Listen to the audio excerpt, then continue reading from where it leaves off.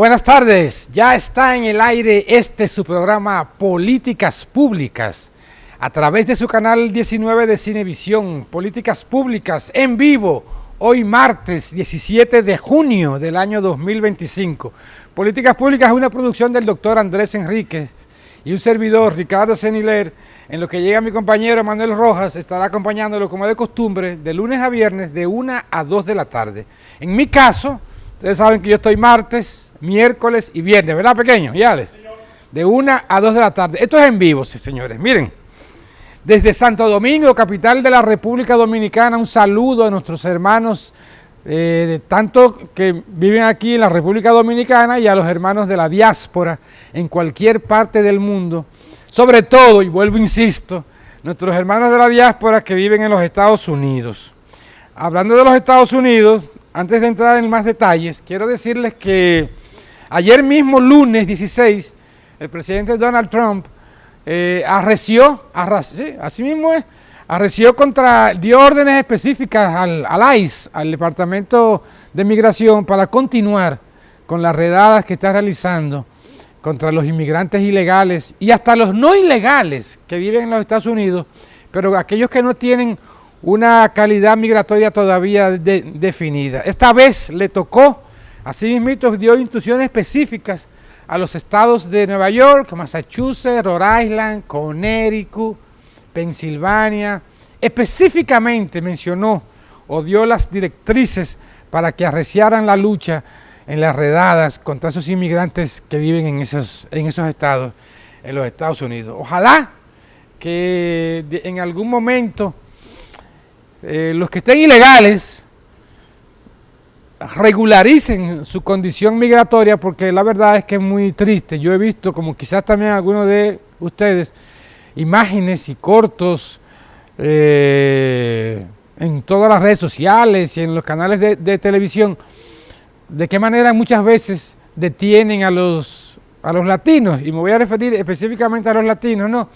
En los Estados Unidos, en las redadas migratorias contra la ilegalidad migratoria, y la verdad que deja mucho que desear. Incluso hay momentos en que usted ve imágenes, escenas de madres separándolas de los hijos violentamente. O sea, la verdad que es aconsejable que todo el que vive en los Estados Unidos específicamente pueda regularizarse en términos migratorios. Uno que sí está regularizado y está al día siempre, con todos sus papeles, con todo lo que debe ser, lo que la ley manda, es mi hermano y amigo Manuel Rojas.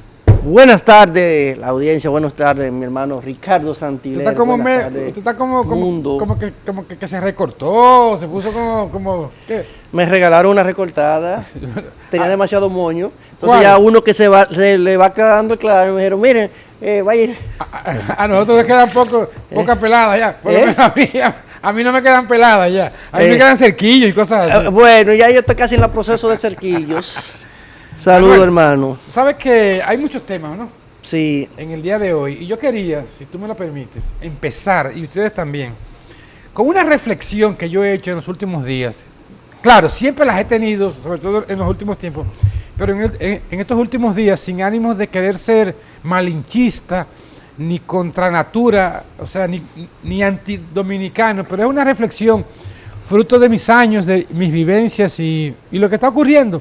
Y la reflexión yo la puedo definir en un título. Yo diría que este es un país de mentiras y de contradicciones. ¿Y a qué yo me refiero cuando digo que es un país de mentiras y de contradicciones? Claro, porque miren, un país donde... Caramba, mire, hay un tango, usted tiene que conocerlo, un tango que se hizo famoso en Argentina en los años 40, por ahí, que se llama Cambalache. No sé si conoce la letra. No lo conozco. Ok, más o menos la letra de Cambalache decían que el mundo fue una porquería, ya lo sé, en el 506 y en el 2000 también, que siempre ha habido estafadores, que siempre ha habido, aquí decía la canción, o dice, que cualquiera es un señor y cualquiera es un ladrón, lo mismo un burro que un gran profesor, los inmorales nos han igualado.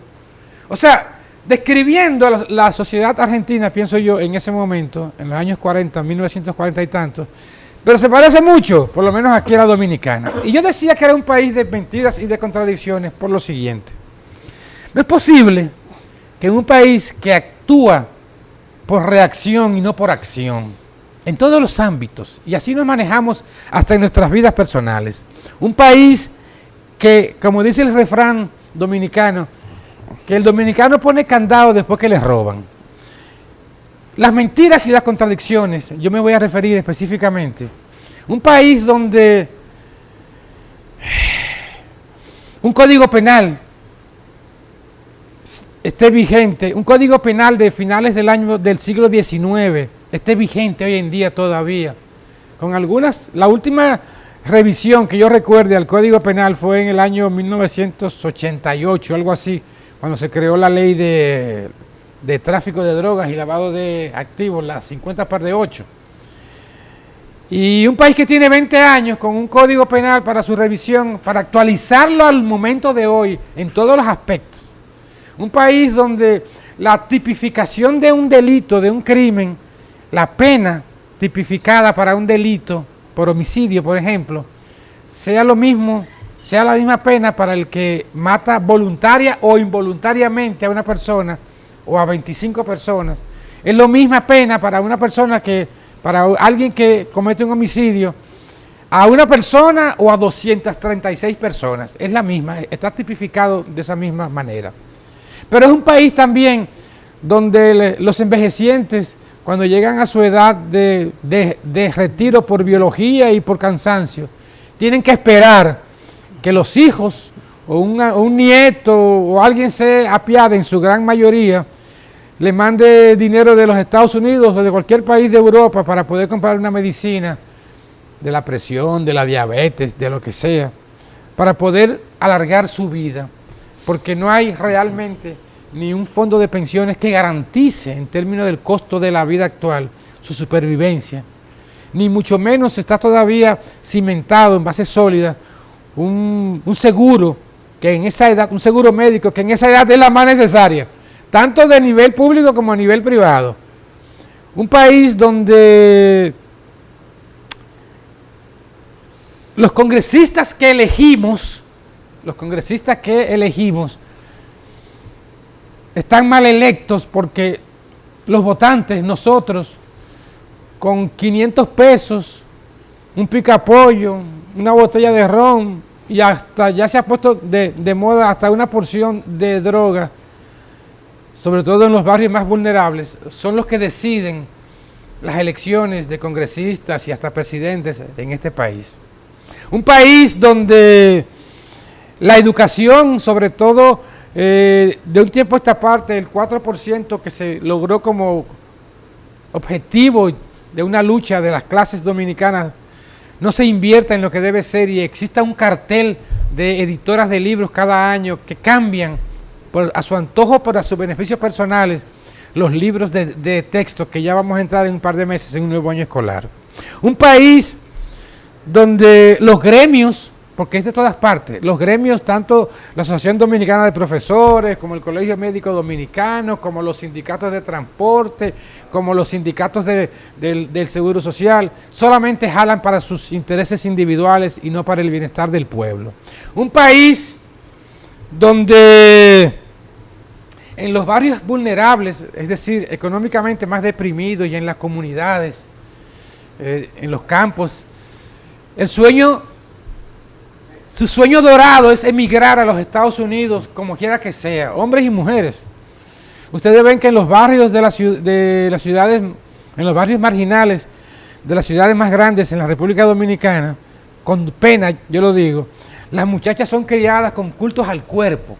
O sea, la educación que les dan es, hágase, y voy a usar una expresión que no me gusta usarla, pero bueno, hágase mamichula físicamente para que consiga un hombre y la mantenga, o para que consiga un viajero y se la lleve a vivir fuera de aquí. Un país donde más de 3 millones de dominicanos tienen que emigrar a otros países, tanto a Estados Unidos como a Europa, por ejemplo, para buscar una mejor forma de vida.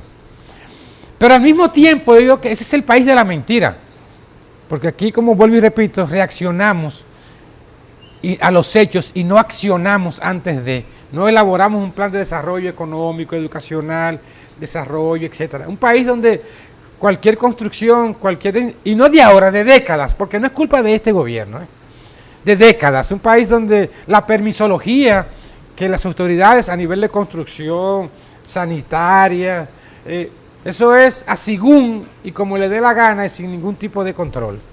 Pero ¿dónde viene la contradicción entonces? Un país contradictorio porque, por ejemplo, la República Dominicana, y es cierto, está catalogada como entre los 5 países de mejor desarrollo económico en los últimos años. Un país donde, después de México, en el Caribe y Centroamérica, es el que más recibe turistas, 11 millones por lo menos al año en los últimos par de años. Ahí es donde entra la contradicción, pero donde entra la mentira, desde mi punto de vista, es un país donde las leyes, vuelvo y repito, específicamente con el caso de Yetse, tipificar como homicidio involuntario el Ministerio Público, porque fíjense dónde que está el teatro de esto. El Ministerio Público, en la acusación a la familia Espaillat, a los dueños de Yetse, le pide y lo tipifica como un homicidio involuntario. Es decir, que no fue, como su nombre lo indica, como la etimología de la palabra, no fue adrede, vamos a llamarle así. Me imagino que los abogados de la defensa también querrán tipificarlo como involuntario. ¿Qué hará el juez o los jueces que conozcan la medida de coerción y el caso en sí, si funciona más, si sigue más adelante en los tribunales? Acogerse a lo que el Ministerio Público dice, que lo tipifica como un homicidio involuntario, y la defensa también se va a pegar a eso. El juez no le va a quedar más remedio que catalogarlo como un homicidio involuntario, porque si el Ministerio Público, que es el encargado de velar por la sociedad, lo tipifica legalmente en sus escritos como un homicidio involuntario, sin embargo, en la prensa, en los medios de comunicación, la Procuraduría General de la República, el magistrado Camacho también y otros, ustedes los ven atacando el sistema de justicia, el Código Penal, atacando a la gente de Yetse, que cómo es posible, que echándole la cuava nada más a los congresistas por no haber aprobado el Código Penal que tiene 20 años durmiendo el sueño eterno. Sin embargo, usted lo tipifica como homicidio involuntario, usted, Ministerio Público. Desde ahí empieza el teatro y la contradicción. Dígame a ver. Mira, hablé mucho, ¿verdad? De acuerdo con muchas de las partes del comentario, hay algunas cosas que me gustaría, no sé si aclararlo, ¿verdad? O poner el punto de vista. Por ejemplo, si hubiera sido en otro país donde se tipifica este tipo de... Yo no lo voy a llamar desliz, porque ya no. El informe, yo leí el informe, una parte del informe, y el informe dice que ahí se le hicieron modificaciones. Eso no tenía permisología de ningún tipo. Eso era un cine y le quitaron una columna. Exacto. Y encima de la columna ya el informe dice incluso desde dónde comenzó eso a quebrar el techo. Y eso tenía un proceso. Ajá. Y en lugar de tomar medidas, lo que pretendían era seguir sacándole dinero. Entonces ya si las presunciones de que es inocencia, de que un crimen involuntario, bueno, sí, porque esa es la tipificación que tiene nuestro código, desgraciadamente. Sí, pero ahora, si fuera en un país que tuviera con un código procesal penal que tipifique este tipo de actos, Antonio Payés y su hermano le estuvieran cantando de 30 a 40 años de cárcel. Y cuidado.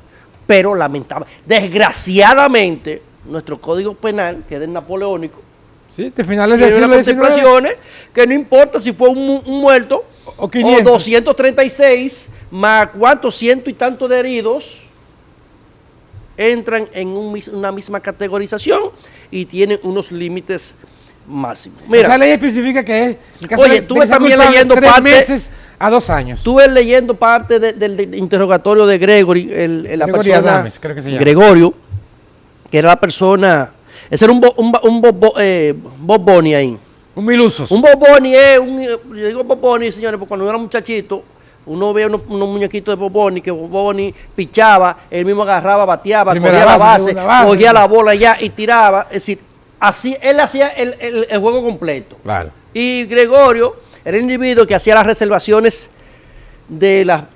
para las fiestas, los VIP, era el que asignaba las mesas, era el que recogía el cash de las entradas, era el que recogía, y también hasta mesero era.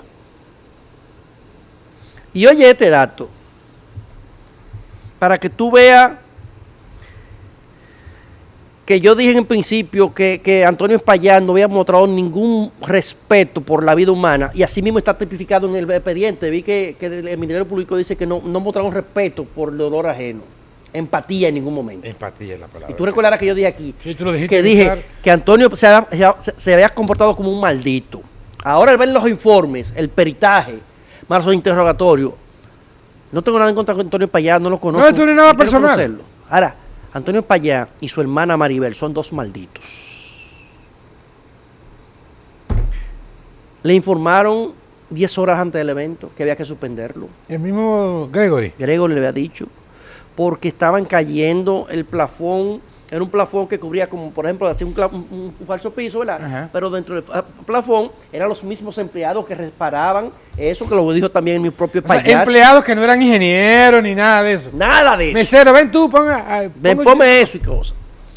Y se habían caído desde la noche anterior, incluso había unos videos que rodaron en las redes, de alguna gente que le cayó hasta un vaso, un asunto. La noche anterior. La noche anterior. Por eso fue que él dijo que no hiciera esa actividad ese día, o sugirió el Gregory. Entonces, cuando se subieron los empleados a ver el plafón, se dieron cuenta que encima del plafón, cuando miraron hacia el techo había lugares de desprendimiento.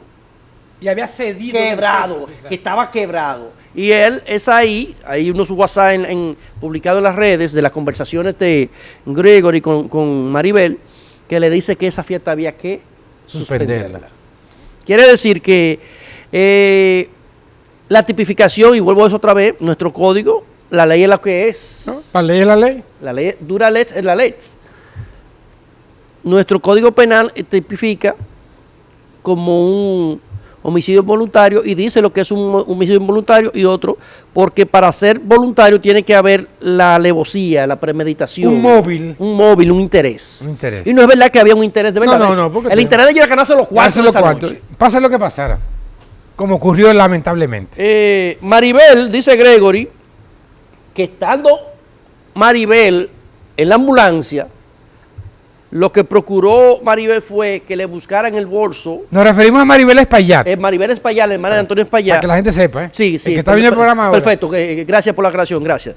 Disculpen, Maribel Espaillat le señala a Gregory es la persona, el Boboni del Jesse, el que hacía todo ahí, que programaba a las artistas, asignaba las mesas, los VIP. El Milusos. Y le dijo, recoge el dinero de las ventas del día. Estando en la ambulancia. Estando en la ambulancia. Después de haber sido rescatada. Después que está en la ambulancia, Óyeme. le dice, ve y busca el dinero de la venta del día. Óyeme. Porque acuérdate que la mayoría de gente ahí paga con tarjeta de crédito. Sí, ahí es muy difícil que pagaran gente con efectivo. Los efectivos eran los de las entradas, que dice él que, es porque Ruby Pérez no llenaba tanto. Que si hubiese sido Gillo Sarante, ajá, Raulín Rodríguez, ajá, o Don Miguelo, esa noche hubiese llegado al borde, que cuando eran, por ejemplo, uno de esos tres, había que parar las ventas. O sea, el aforo era repleto. Tope. Por ejemplo, que cuando Gillo Sarante... ¿Sobrevendían seguro? No, porque ellos se cuidaban de eso. Vendían hasta 800. Oh, gracias a Dios. Gracias a Dios que no sobrevendían, por lo menos, ¿verdad?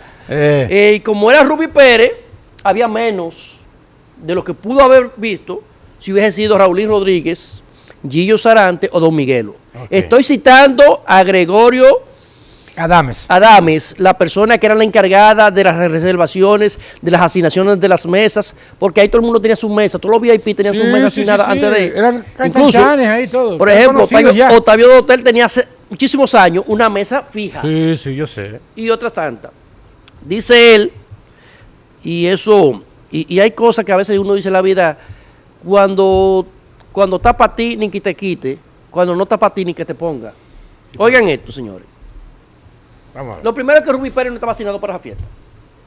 Era otra fecha y él la adelantó porque él iba de viaje. Tenía un asunto, sí. En Houston, esa fecha era del prodigio. Oiga eso. De Crency Polanco. Sí, sí, yo sé quién es el Pudín. merenguero típico. El típico. Y a Crazy lo llamaron, al prodigio lo llamaron, pero él no notificó a su oficina y no lo agendaron. Wow. Y lo que hicieron es como se hace siempre en el GC. Por ejemplo, qué sé yo, Eddie Herrera. Bueno, Eddie Herrera no responde, llama a Sergio. Porque se manejaba una cofradía casi hasta familiar. Esa claro, orquesta, claro. porque es la que ha sustentado el merengue los últimos 20 años. Sí, es verdad. Hay que ser objetivo con una cosa para poner todas las cosas en contexto. Así que Ruby Pérez comenzó una hora más tarde de lo que estaba previsto también. ¿Una hora más tarde Sí. o más temprano? Más tarde. Quiere decir que también, si hubiese quizás comenzado una hora más temprano, o quizás hubiese estado descansando, o sabe Dios. Wow. La familia Grullón, y ahí vuelvo otra vez al destino, estaba esperando que le llevaran la cuenta para irse. Para marcharse. Para irse. Ya ellos habían cerrado la cuenta y estaban esperando que le cobraran para irse. Wow.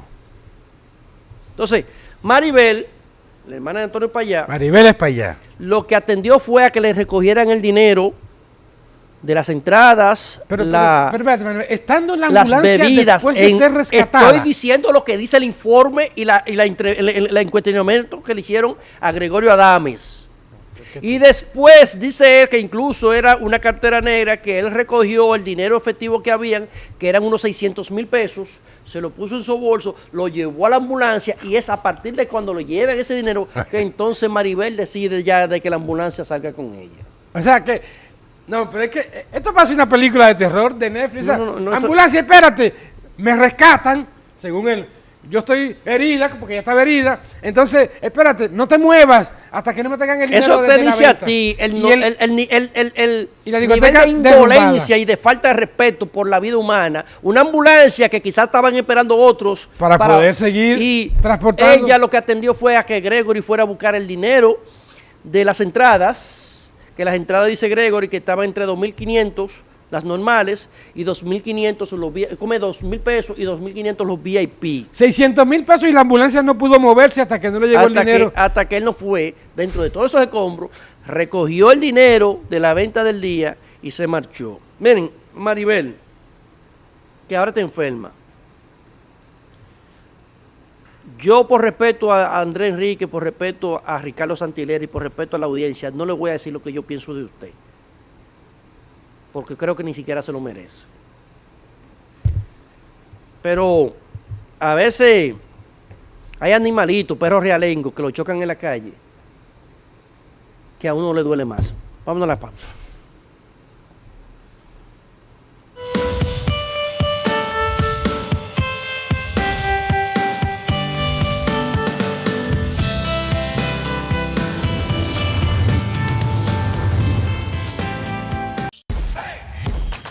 Audio Jungle.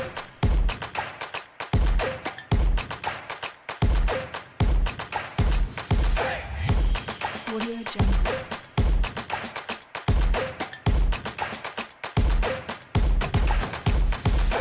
Audio Jungle.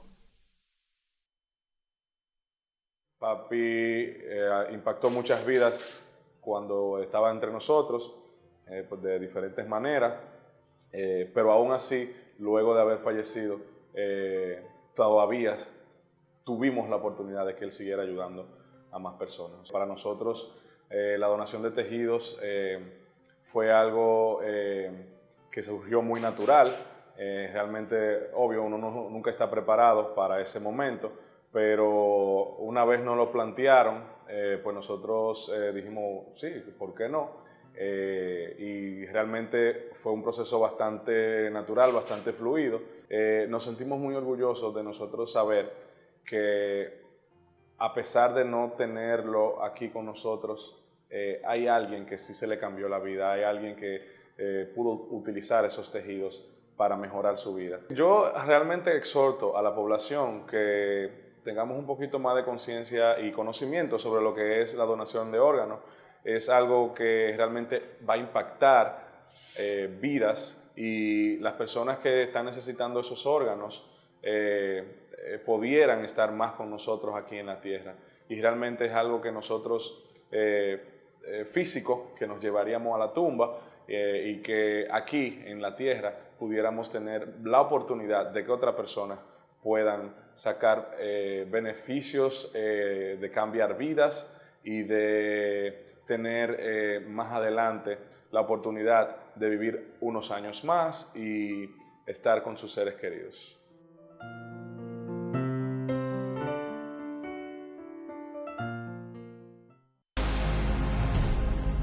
Hoy quiero hablarles no como presidente, sino como ciudadano, como padre, como hijo, como dominicano. Porque la transformación que estamos viviendo no es una promesa, es una convicción. Y cuando uno cree, uno actúa. Por eso iniciamos un cambio profundo en nuestra Policía Nacional, para que proteja con justicia, para que sirva con respeto, para que inspire confianza. No es un camino fácil, pero es el camino correcto. Y lo estamos recorriendo juntos, con pasos firmes, con decisiones reales, porque merecemos una policía que esté a la altura de su gente. Una policía que cuide sin miedo, que escuche sin prejuicios, que actúe con humanidad. Y eso ya comenzó.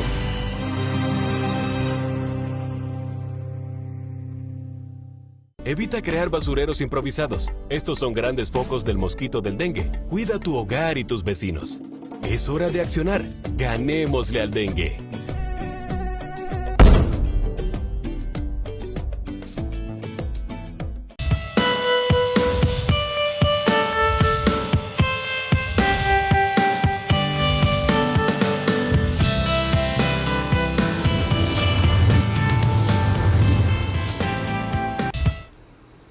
Bueno, saliendo del dolor nuestro, Pero ya antes de porque el entrar asunto a de otro que el tema. IEC es el evento que ha enlutado más y durante más tiempo a República Dominicana. Yo creo que sin lugar a dudas. Sin lugar a dudas. Yo creo, bueno, uno no Eso estaba, seguirá uno de no generación estaba- en generación. Eso va. uno no estaba cuando la semana Mirabal. No, pero no. Pero, no se parece, pero man. supongo, presumo que el IEC debe ser el evento que ha traumatizado más a los dominicanos en los últimos 50 años. Desde el ciclón San Zenón, que fue que devastó la El ciudad ciclón David de- también de en Santo 78, Domingo. en 78, 79. 78, También, 79. 79, el ciclón David también Pero en enlutó cuanto a bastante. tragedias que no fueron naturales, Espérate, bueno, sí, hay otro evento, estamos hablando en sentidos generales. Claro. También la Mesopotamia en el 98 con George. sí, pero que eso son ya cuestiones Naturales, pero naturales, estamos hablando de que no luto son en sentido previsibles. general, Ah, en sentido general. Pero Pero- yo creo que el asunto del YC creo que ha sido el evento que más ha impactado a la República Mira, por el Dominicana. día de hoy, porque esto pique y se extiende, por el día de hoy yo quiero terminar el tema con esta simple Sí. acotación. Bien, señores, yo decía al principio que este es el país de las contradicciones y de las mentiras, ¿verdad? Hasta que nosotros los dominicanos, los votantes, no seamos serios con nosotros mismos y con nuestro país a la hora de elegir los congresistas que nos representan en el Senado y en la Cámara de Diputados, eventos como estos van a seguir. Porque asimismo, los 3 apellidos o 4 que dirigen el país, en términos de intereses económicos meramente, usted los conoce igual que yo, con sus monopolios en todos los sectores, desde el sector financiero hasta el sector manufacturero, el sector turístico, el sector transporte, el sector minero, aunque crean que nada más son los de afuera. O sea, hasta que esos 3 apellidos que quieran también convertir el país en su finca personal, y hasta que usted y yo no tomemos conciencia de lo importante que es una votación para elegir un congresista, vamos a ver casos como estos. Y hasta que el Ministerio Público de verdad se case con la gloria, vuelvo y repito, y no se preste a actuaciones. Por un lado, dice homicidio involuntario, aunque sea la ley, y por otro lado, ataca públicamente, mediáticamente. El asunto que a el los Ministerio, está acusando. lo que pasa es que el Ministerio Público cuando plasma la acusación no puede hacer una acusación que no contemple la normativa. Entonces, yo porque imagino si hace que- una acusación que no contempla la normativa, ¿usted sabe cómo le dan? Ajá, ¿cómo le dan? Tienen que darle un no lugar. Pero entonces, Porque, por ejemplo, si yo atraco al pequeño, ¿y por qué el pequeño? bueno, porque si yo atraco al pequeño y lo asalto y lo atraco con la mano pelada Ajá. y hacen la acusación de que yo lo asalté portando un arma. A mano armada. A mano armada. Como se dice. Ese solo hecho, fácilmente tú el expediente. Sí, porque tú no tenías arma. Porque yo no tengo un arma. Sí. Desde pequeño levanta la mano. Él entendió que yo le puse un dedo por ahí y él levantó la mano y me Pero entregó así todo. como- Me entregó. ¿Sabes? Pero mira, tú El me- pequeño pica más que el sol de la medida. Y entonces el pequeño agarró y se metió la mano y sacó todo eso dinero embollado y me lo pasó. Bueno, pero así como entonces te la acaba- acusación dice que no fue con la mano armada. Tú No, me- no, pero tú me fue. estás dando ahora una idea. Así como hay subterfugios que usan mucho los abogados, No, que la ley le permite. Yo lo puse en un comparativo para que la gente entienda. No, pero que Porque los bajaderos legales. en la realidad existen en un juicio, en un tribunal. El mejor abogado es el que busca los pretextos legales. Exacto. El mejor abogado no el que sale a decir, no, mi cliente es inocente, no. Los procedimentalistas son los que más casos ganan. Entonces, ahí ni voy. Así mismo debiera buscar, aunque la ley diga que está tipificado como homicidio involuntario, el Ministerio Público, a la hora que se estén conociendo tanto las medidas de coerción como el mismo juicio per se que seguirá, debiera buscar también algún tipo de procedimiento para buscar algo que sea voluntario. El Ministerio Público tiene que, lamentablemente, aunque digan una cosa de boca, ¿verdad? Pero cuando se pone por escrito la acusación, tiene que hacer la acusación por lo que establece la normativa. Señores. No puede salirse la normativa, porque entonces, yo como abogado de la defensa, que no soy abogado, lo primero que voy a decir, pero señor magistrado, pero a mi cliente le están haciendo una acusación que no establece la normativa. Es ilegal, libertad pura y simple. Entonces yo le voy a hacer Aquí hay un abogado que yo lo admiro mucho, no me voy a admitir el nombre por prudencia, que yo creo que es el individuo que tiene más libertad de pura y simple. ¿Por qué? Porque él es procedimentalista. Sí. Él no va a decir si el cliente es no, porque eso le compete al juez. si es inocente. No, mira. A él lo están acusando por tal cosa y lo están acusando bajo estos preceptos. La ley no establece eso. Entonces- yo estoy pidiendo que me den publicidad. Él no te está diciendo si es inocente o no. Entonces, Manuel, Y es un abogado muy Manuel. famoso aquí, pero es el individuo que más siempre, que más consigue libertad de pura y simple, porque él lo que va es a los procesos. Si hay un fallo en el proceso, él ataca el fallo en el No, está proceso bien. y obligatoriamente o no obligatorio, Son pero atenuantes un legales. juez prudente dice, no, espérate, aquí no estamos evaluando las realidades o no realidades de la acusación. El proceso se hizo mal. sí, pero no nomás Y aquí. tanto el proceso civil, como el Código de Procedimiento Civil, el Código de Procedimiento Penal tienen El procedimiento. tienen descrito de Procesos. cómo se hacen los Pero no procedimientos. nada más aquí. El caso de O.J. Simpson, que fue famoso en los Estados Unidos, se cayó. Se vendieron más allí broncos que nunca. Exacto. Con esa persecución. Bueno, ese caso de O.J. Simpson, que fue famoso en los años 90, tuvieron que darle. Oye, Simpson, para quien no sabe, señora, era un jugador de fútbol que se fue acusado presuntamente de haber dado cegado Muerte la a la vida esposa. a su esposa. Sí, pero óigame bien, todo indicaba, todas las pruebas y todo, que era culpable. Sin embargo, como tú señalas ahora, por un fallo en el proceso, a la hora de la investigación y de la policía, cuando fue a arrestarlo a su casa, tuvo el juez de momento que darle que era inocente del crimen, aunque luego fue condenado civilmente, porque eran dos crímenes, eran Sí, dos. porque dos, un asunto de la juicios demanda aparte. civil que tiene que va en reparación y la otra es la parte penal. Y si hubo un fallo en el procedimiento penal para su aprehensión, Ajá. entonces el juez tiene que validar Apegarse. los alegatos de que hubo un mal procedimiento. El juez no está diciendo que es inocente. Bueno, el juicio lo puso en Uno libertad. al lugar, le ponen uno Uno al lugar. No le dan inocencia, Pero sino mira, que le Manuel. dicen no al lugar. ¿Por qué? Porque o la policía o la fiscalía en el manejo de las pruebas. En el proceso. Un proceso.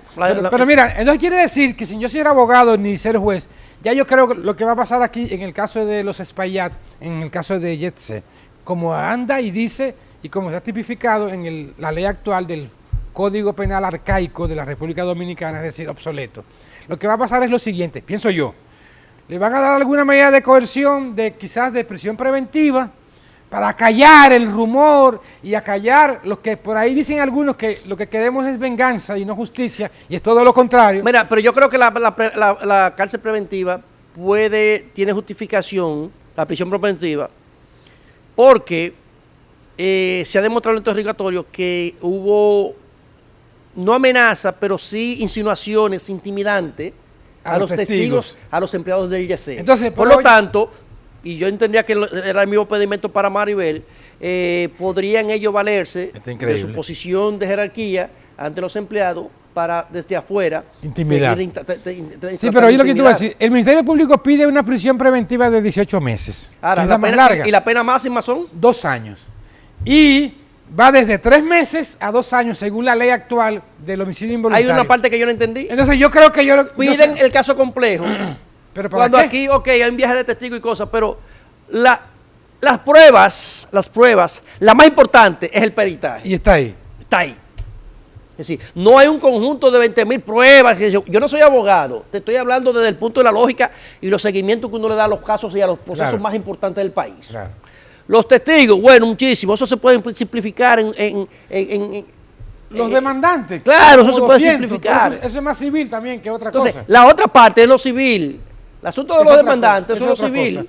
Pero- Porque aquí, en la parte penal, con 2 o 3 testimonios, el testimonio de los empleados y la acusación del Ministerio Público, porque el Ministerio Público es el persecutor. Pero oye, donde yo quiero llegar. En la parte penal. Pero oye, donde yo quiero llegar. En la parte penal, según la ley actual, que está tipificado de 3 meses a 2 años de prisión, ese homicidio involuntario. No le van a dar más de ahí No, para que la gente no no, crea. para Y que- se lo para que dijimos al estemos principio. claros. Lo dijimos al principio. Sí, para que estemos claros. Entonces, para que después la gente no venga a decir que no, que la justicia, Pero, que yo cuando no. oiga Lo que dice el código es que lo máximo son 2 años. pero oiga lo que yo voy a decir ahora, y es una chanza, pero es de verdad. Entonces quiere decir que vamos a suponer que el juez acoja el pedimento del Ministerio Público de 18 meses de prisión preventiva. Es 1 año y medio, 18 meses. Entonces quiere decir que si lo condenan a los 2 años, ya no me van a quedar 6 meses. 6 meses, pero Y por lo general, Y si el proceso siempre duró, a la y si mitad. el proceso se extendió, ya cuando termine, la otra parte es suspendida. A donde yo quiero llegar es que cuando viene a ver el Estado, nosotros le vamos a deber tiempo a los Espaillat, porque si lo condenan a 2 años y entre la prisión preventiva de 18 meses y la prisión suspendida y la mitad y el comportamiento, cuando viene a ver sale al año, entonces nosotros le vamos a deber 6 meses para que lo tengan En fondo. en fondo. Señores, no es un Tú chiste. dices Tito Charza, No es un señores. chiste, pero, Señores, o sea, fíjense por por dónde eso- va. por eso- Fíjense por oye, dónde va. por eso te la digo- estupidez, la tosudez. Pero al final de cuentas caemos en lo que yo decía al principio. Nosotros somos los malos, los habitantes, que elegimos los congresistas que tenemos desde hace décadas en ese Congreso de la República, que solamente van por su interés personal, económico y partidario político. Porque al final de cuentas, cuando venimos a ver, le vamos a deber nosotros, el Estado, ¿verdad? 6 meses de deuda a los Espaillat en tiempo, que lo van a poder usar para abrir un food truck o una tienda y puedan hacer algo parecido que con nada más los 6 meses. Es una chanza, pero es de verdad. Estoy bien enojado Ahora, mi percepción, Vámonos de ahí. vuelvo y reitero, de ese tema. en la parte civil también, yo no soy penalista, señores, estuve revisando algunos temas de demanda por muerte parecida, ¿verdad? Todos los casos son diferentes, pero, señores, aquí ha habido sentencias por muertes involuntarias de 200,000 pesos. Es verdad. Y creo que la más grande en la que estuve buscando era de 20 millones y hubo una apelación y eso se redujo como a 8 millones. Oiga eso. Así que cada caso es particular. ¿Qué significa eso? Que todos esos presupuestos se los van a llevar un juez, ¿verdad? Tiene que llevarlo la acusación, los demandantes, y el juez va a hacer un ponderado. Ahora, en este caso son 236 afectados que perdieron la vida. Hay más de 200 demandas ya, creo. Más 100 demandas civiles. Muchísimas. Pero también están la parte de los heridos que también tienen derecho a indemnizaciones por Claro. daños y perjuicios, asuntos legales, ¿cómo es? De psicológicos, Sí. físicos, muchísimas cosas. Bien, eso es Y por hoy. la empresa es una sociedad de responsabilidad limitada, Ah. que siempre le voy a recordar, yo no soy abogado, pero todas las cosas tienen su limitante, para que después la gente, cuando comiencen a salir las sentencias, no se vuelva loco. ¿Cuánto saben Lo los ricos? máximo que le van a dar son 2 años. ¿Cuánto saben los ricos en este país? Ahora, Con razón son tú ellos mismos sabes, que tienen tú la sabes que retranca. hay el Código Penal. Porque los diputados y senadores están auspiciados por los ricos. Tú sabes que es una Eso cosa sí, tranquilo. que, hasta No que conozca el Código eso. Penal de nosotros es clasista. Claro. porque el abolengo, el estatus social tiene un valor y un peso ante un juez.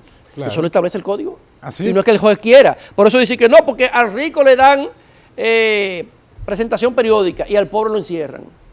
¿Por qué? Porque el pobre no tiene Arraigo. arraigo. Ah, Y eso no es que el juez lo quiera, es que eso está establecido. ¿Dónde? en el Código Penal. Sin pena, vámonos a la pausa.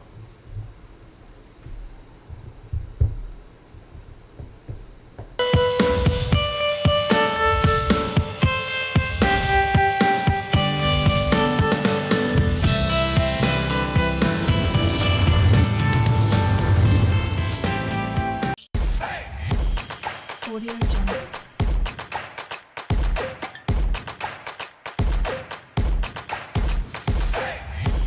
Audio Jungle.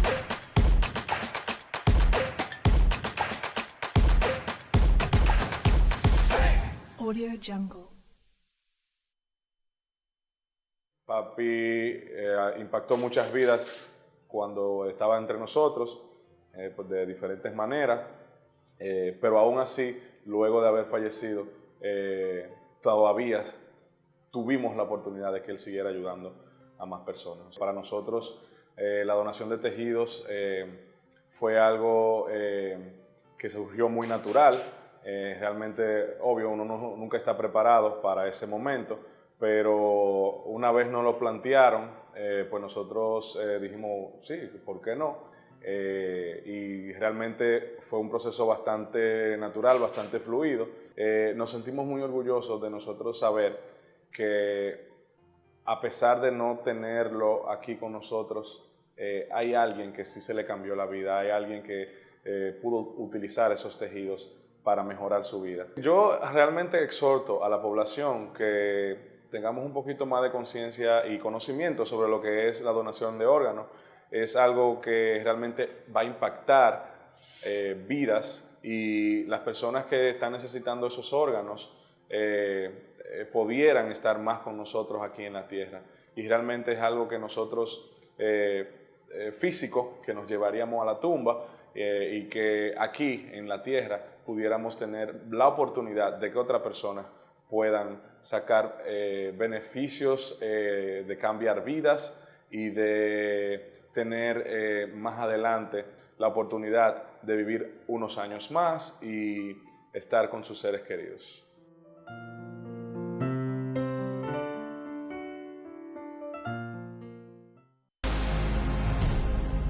Hoy quiero hablarles no como presidente, sino como ciudadano, como padre, como hijo, como dominicano. Porque la transformación que estamos viviendo no es una promesa, es una convicción. Y cuando uno cree, uno actúa. Por eso iniciamos un cambio profundo en nuestra Policía Nacional, para que proteja con justicia, para que sirva con respeto, para que inspire confianza. No es un camino fácil, pero es el camino correcto. Y lo estamos recorriendo juntos, con pasos firmes, con decisiones reales, porque merecemos una policía que esté a la altura de su gente. Una policía que cuide sin miedo, que escuche sin prejuicios, que actúe con humanidad. Y eso ya comenzó.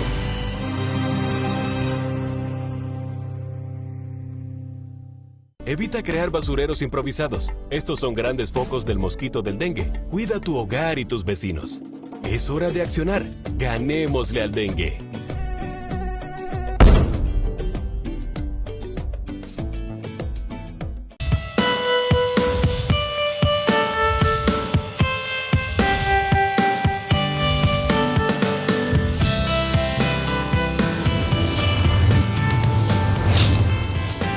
Continuamos con su programa Políticas Públicas, en vivo, hoy martes 17 de junio del año 2025.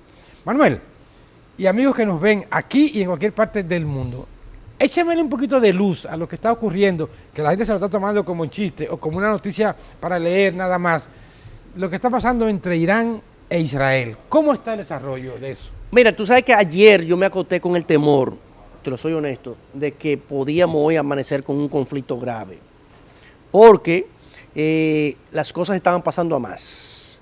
No sé, bueno, informamos, ayer Estados Unidos mandó una cantidad de aviones cisternas, una cantidad considerable, y también, como no, pues se destinaron algunos buques de guerra para la zona, para reforzar la zona. Yo quiero que la gente vea, Manuel, antes que tú sigas, unas imágenes de cómo están en estos momentos Teherán, que es la capital de Irán, y Tel Aviv de Israel. Como para que ustedes vean más o menos, los que no lo han visto, esos son los misiles. Eso en la madrugada, porque ya está ya de día. Sí, no.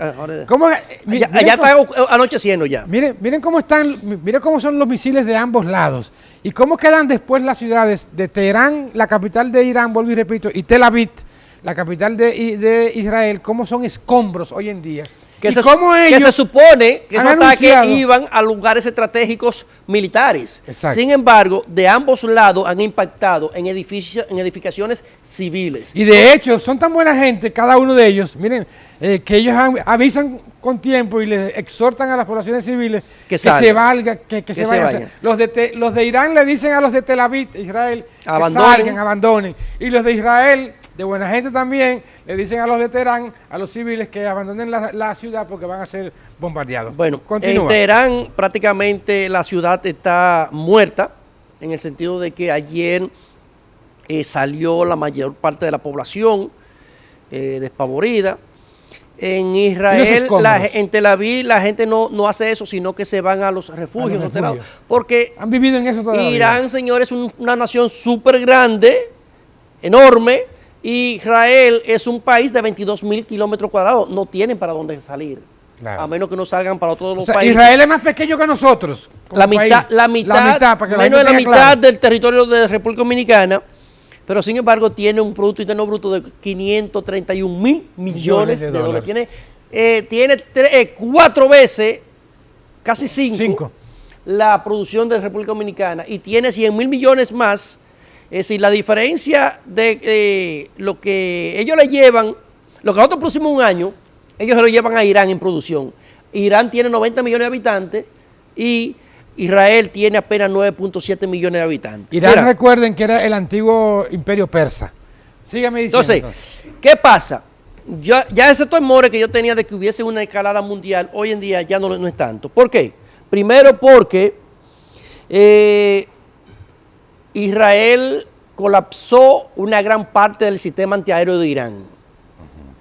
Ya los drones desde anoche de la madrugada, hay una hora de diferencia de hora como de 6 o 7 horas. 7 horas. Allá está ya anocheciendo en ambos países.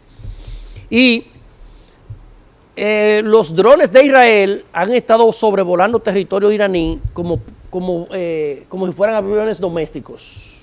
Lo que quiere decir aviones que no los tripulados, sistemas, sí, claro, que los sistemas antiaéreos de Irán le han sufrido muchas bajas significativas. En el día de ayer, o en esta mañana, ¿verdad? Aquí, porque recuérdense que hay una diferencia de horario, Donald Trump puso un tweet o una publicación en su cuenta. Señor director, póngalo en pantalla. La primera, esa no es la primera, señores, esa fue la última. La otra, miren, la de abajo. Sabemos exactamente dónde se esconde el líder supremo. Es un blanco fácil, pero está a salvo por ahora. No toleraremos más misiles contra civiles o soldados estadounidenses. Nuestra paciencia se está agotando. Eso fue la de abajo primero. Después, hace unos rato, colocó ese tweet de arriba que dice: Unconditional surrender. O sea, ríndanse incondicionalmente. A los iraníes. Tienen ubicado ya donde está el ayatollah. El Khamenei. El ayatollah Khamenei. El ayatollah es un líder supremo religioso que tiene conocimiento. Que es el que manda en Irán. En Irán. Además del presidente. Tiene conocimiento. Entonces, en Irán, señores, en Teherán está solitario en estos momentos. Las calles están solas. Porque hubo una ocasión, incluso Donald Trump hizo un anuncio ayer de que tenían que abandonar Teherán y las filas se hicieron interminables. Las ciudades de Teherán están muy poca gente. El sistema bancario de Teherán colapsó porque la gente, para salir, lo primero que procura es retirar dinero. Y el príncipe heredero, antes de porque es que en Irán lo que hay es una dictadura. Me mató el gallo en la funda usted. El príncipe Con esta heredero, información que va a bueno, dar en este ahora. momento que estamos hablando, ya él debe estar dando un discurso, es el El hijo de Reza Pahlavi, Reza Pahlavi, el último Shah. Mohamed Reza Pahlavi.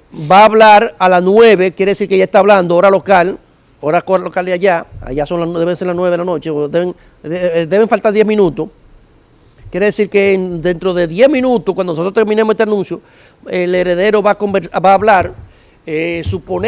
Nosotros suponemos que en cualquier momento se va a anunciar, y es mi ya instinto hoy, de verdad, lo que yo estimo particularmente personalmente. Mire, hay una Al teoría. ayatollah tiene el mismo destino, ojalá y que le vaya bien, que como Bashar al-Assad de Siria, pero Bashar al-Assad pudo salir corriendo y se fue con su cuarto para Rusia. Va a tener el mismo destino que Muammar al-Gaddafi o el de Saddam Hussein.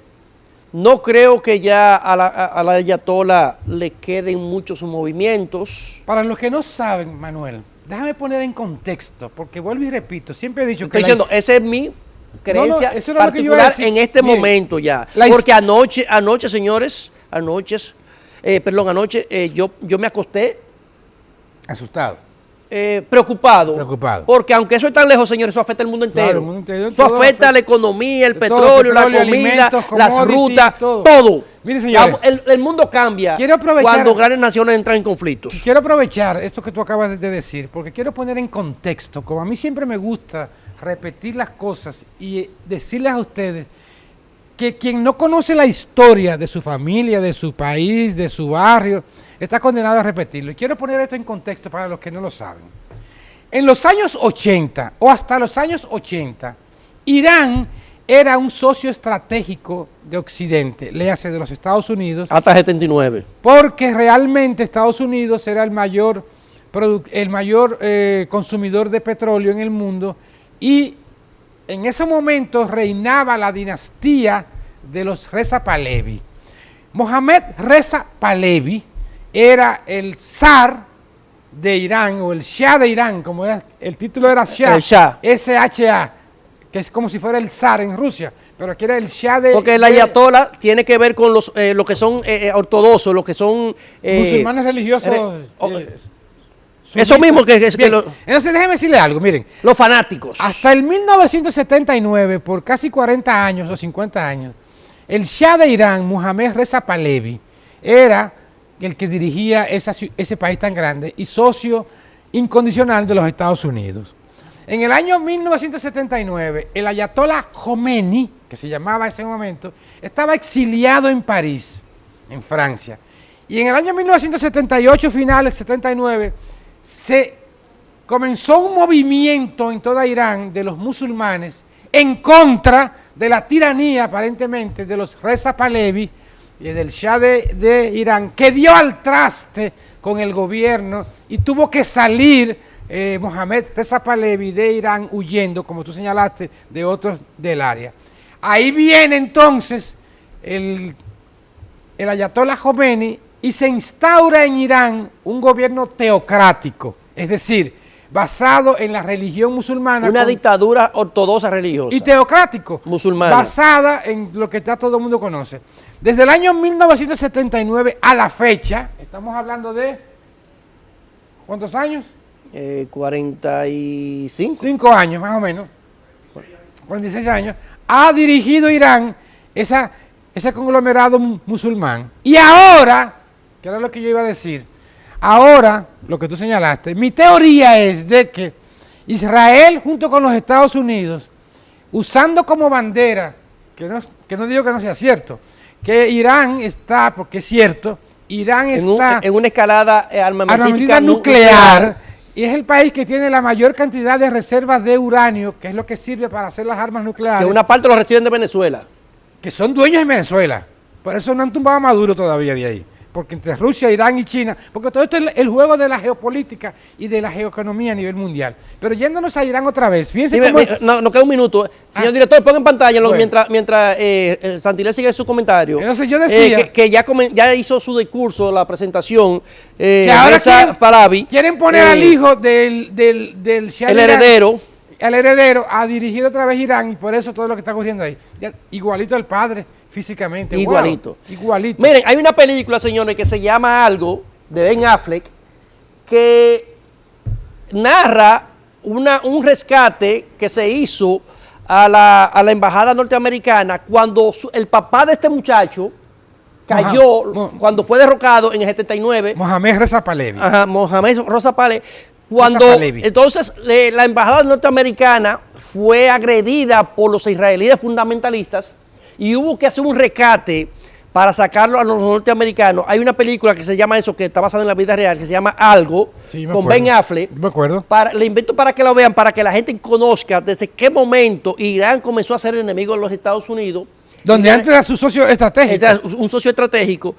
Yo creo que esa es la mejor ilustración para que el que no tiene idea de qué es lo que está pasando con este régimen, que creo que hoy de cualquier momento ya va a anunciar su caída, para que la gente se edifique con eso. Bueno, lástima que se terminó el tiempo, pero mañana, si Dios quiere, y ustedes también, a la 1 de la tarde, los invitamos a que Esperamos nos que ya acompañen. para mañana esta noche el régimen Iraní. del ayatollah haya Ah, caído. porque usted está en contra de los ayatolás. Yo estoy en contra de toda la dictadura. Vamos mañana. Bye, bye. Y más si son de izquierda.